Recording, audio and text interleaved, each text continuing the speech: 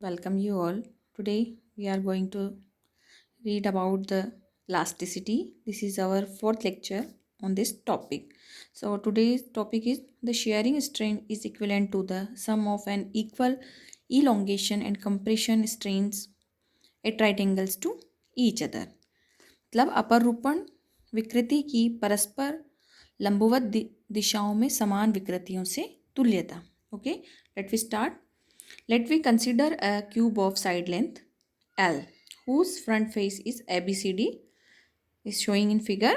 Lower face CD is fixed and on applying a tangential force F on its upper face AB, the face ABCD is sheared to the position A dash B dash CD through an angle theta. Diagonal DB is elongated to DB dash and SE is shortened to A dash C. Okay, हम यहाँ पर एक L लंबाई के घन के सामने का फलक ले रहे हैं ABCD. घन का निचला फलक CD स्थिर रहता है और ऊपर पर स्पर्शीय बल हम F लगाते हैं. ठीक है, बल लगाने के पश्चात घन के वर्णित फलक की नई स्थिति हमें मिलती है A dash B dash C D. ठीक है, विकर्ण BD बढ़कर B डैश D तथा विकर्ण AC घटकर A डैश C हो जाता है. ठीक है, now we drop a perpendicular to D B dash and A dash F to AC. हम लंब डालते हैं तो ट्राइंगल BEB डैश में, देखो ट्राइंगल BEB डैश में क्या होता है, अपरूपण कोण theta equals to A dash upon AD. मतलब हम लिख सकते हैं B dash E equals to, in triangle BEB dash में हम लिख सकते हैं this is the triangle BEB dash. B dash E equals to B dash cos 45 equals to B dash upon √2. और similarly triangle AFA dash, this is AFA dash, इसमें हम लिख सकते हैं AF equals to A dash upon √2. Also for diagonal AC and BD we have AC equals to BD equals to L √2. ठीक है, और हमें पता है अपरूपण कोण ये shearing strain theta equals to A dash upon L equals to B dash upon L. Okay, now elongation strain along diagonal BD क्या है, BD इक्वल्स टू, मतलब DB के अनुदिश प्रसार विकृति है BD equals to B dash E upon BD equals to theta upon 2L. Similarly compression strain along diagonal AC के अनुदिश संकुचन विकृति क्या है हमारी, A dash upon 2L equals to theta by 2. ठीक है, thus the shearing strain is equivalent to the sum of an equal elongation and compression strains at right angles to each other. मतलब अपरूपण विकृति थीटा परस्पर लंबवत दिशा में समान प्रसार तथा संकुचन विकृतियों के योग के तुल्य होता है. ठीक है, the converse of above theorem is also true.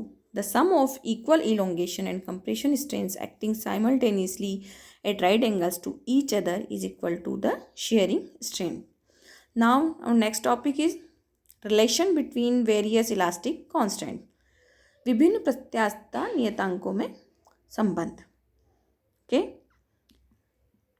first relation among K by sigma. Okay, let we consider a unit cube A B C D G H I J. This is the cube A B C D G H I J. Okay, मतलब एक घन है जिसकी भुजाएं एकांक लंबाई की है. Let force acts normally on all the faces of the cube. मतलब प्रत्येक फलक पर लंबवत व समान रूप से बाहर की ओर एक बल F कार्य करता है. The volume of the cube before applying force is equal to 1. मतलब घन का बल लगाने से पूर्व आयतन 1 है. And volume stress on cube equals to F upon A equals to F. घन में अभिलंब प्रतिबल है F upon A equals to F. Okay, Due to the stress F along x direction, increase in the length of the side of the cube along x-axis will be alpha F, and contraction in length of the sides of the cube along y and z axis will be alpha y. Alpha y and z will be beta F, where alpha the longitudinal strain per unit stress along the direction of force, and beta the lateral or transverse strain per unit stress in a direction perpendicular to the applied force. मतलब x दिशा में बल F के कारण core की लंबाई में वृद्धि alpha F, परंतु y तथा z दिशाओं में संकुचन बीटा F होगा। यहाँ पर प्रति एकांक लंबाई संकुचन बीटा है और बल के एकांक मान के लिए भुजा की एकांक लंबाई में वृद्धि का मान अल्फा है। The length of three sides AB, BC and BI of the cube after the application of stress are as follows. क्या है? Lx equals to 1 plus alpha F minus beta F minus beta F equals to 1 plus F alpha minus 2 beta.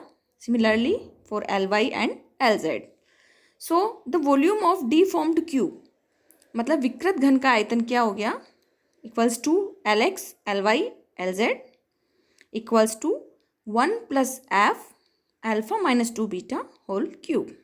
So we can write this 1 plus 3 F alpha minus 2 beta, मतलब alpha और beta बहुत ही छोटी है, अतः उच्च घात वाले पदों को नगण्य मानने पर।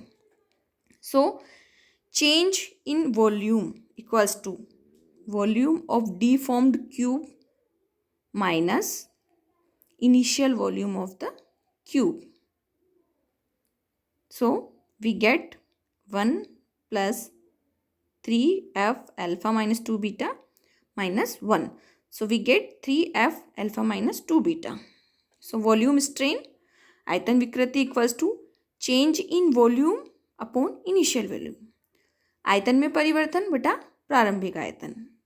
So we get volume strain equals to 3F alpha minus 2 beta. So bulk modulus equals to pressure or volume stress upon volume strain. So we get bulk modulus equals to F upon 3F alpha minus 2 beta equals to 1 upon alpha upon 3 1 minus 2 beta upon alpha, rearranging all of these. Since alpha is the longitudinal strain per unit longitudinal stress, means stress equals to 1 and strain equals to alpha, मतलब alpha एकांक तनन बल के लिए एकांक लंबाई में वृद्धि है जिससे प्रतिबल 1 तथा अनुदैर्ध्य विकृति alpha upon 1 equals to alpha. So Poisson ratio sigma equals to beta upon alpha and we can write K equals to Y upon 3 1 minus 2 sigma. So we get Y equals to 3 K 1 minus 2 sigma. Okay. Now, the relation among y, sigma, eta. Okay. Let me consider a cube of side length L whose front face ABCD is shown in the figure. CD is fixed. Now, shearing strain theta equals to delta L upon L. Shearing stress T equals to F upon L square. So, modulus of rigidity equals to T upon theta. Total elongation along DB equals to L the root 2 T alpha plus beta. मतलब DB के अनुदिश तनन प्रतिबल व AC के अनुदिश संकुचन प्रतिबल के कारण DB के अनुदिश कुल विस्तार हो गया हमारे पास में DB equals to L under root 2 T alpha plus beta. Now we drop a perpendicular A dash M. We are having perpendicular A dash M and BN. This is BN. From A dash and B on diagonal AC and DB respectively. So in triangle AM A dash. Triangle. This is the triangle AM A dash. क्या है त्रिभुज A M A dash में A M equals to A dash cos 45 equals to del L by root 2 और triangle B and B dash this is B and B dash हमारे पास है del L upon under root 2. So total elongation along the diagonal DB equals to delta L upon under root 2 or TL upon delta L equals to 1 upon 2 alpha plus beta on rearranging this equation. But TL upon delta L equals to T upon delta L upon L equals to T upon theta equals to this modulus of rigidity. So we get modulus of rigidity equals to 1 upon alpha upon 2 1 plus beta upon alpha. But we know young y equals to stress upon strain equals to 1 upon alpha and sigma equals to beta upon alpha. So on solving this we get the equation y equals to this. This is our relation. Okay. Thank you.